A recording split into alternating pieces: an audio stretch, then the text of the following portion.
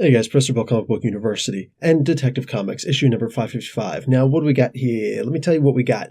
We got Orphan in a solo issue, and I told you it was going to happen. I'm just saying, I told you last issue that's what was going to happen. I know, it's pretty obvious, right? We got Orphan who, after she gets her butt whooping on the surface, she gets dragged into the sewers, kind of, and she's sitting there with some chick, and this girl, she's like, she's reading her a bedtime story about the girl who was a shadow.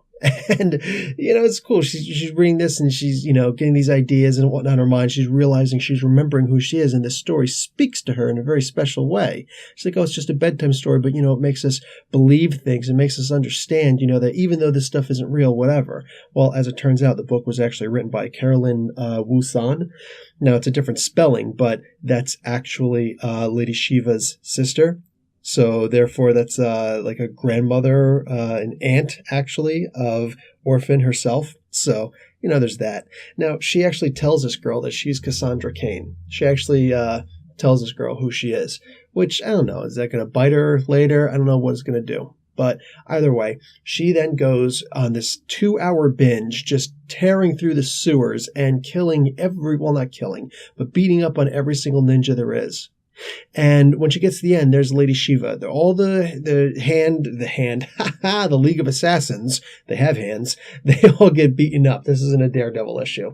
So they're all laying there, just unconscious, wounded, all sorts of jacked up. And Lady Shiva says, oh, you think I'm supposed to be impressed? And Cassandra says, yes, you are. And it's true, she is.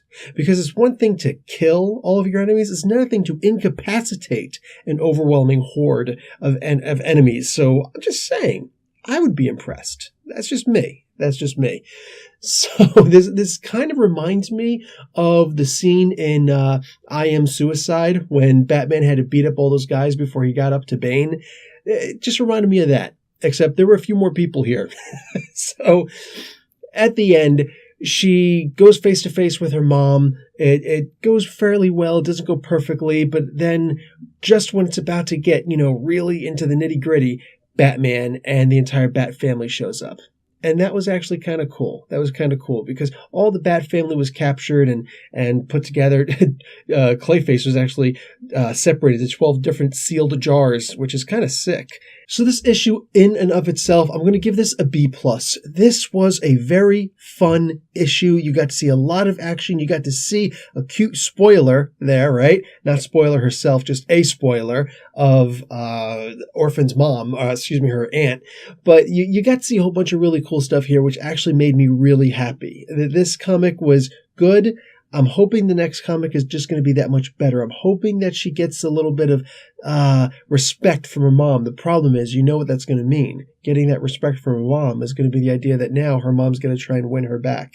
Look, what I'm really hoping out of this, what will really make me giddy and jump for joy, is to see Orphan getting her own miniseries at the very least, or a longer series. But I think just even a miniseries would be enough to make fans really happy and get a good glimpse of who this young woman actually is. She is amazing, and the story is there, everything is there. It's perfect, and I just want to see something like that. I want to see her having to deal with her mom the way that you'd expect her have to deal with her mom.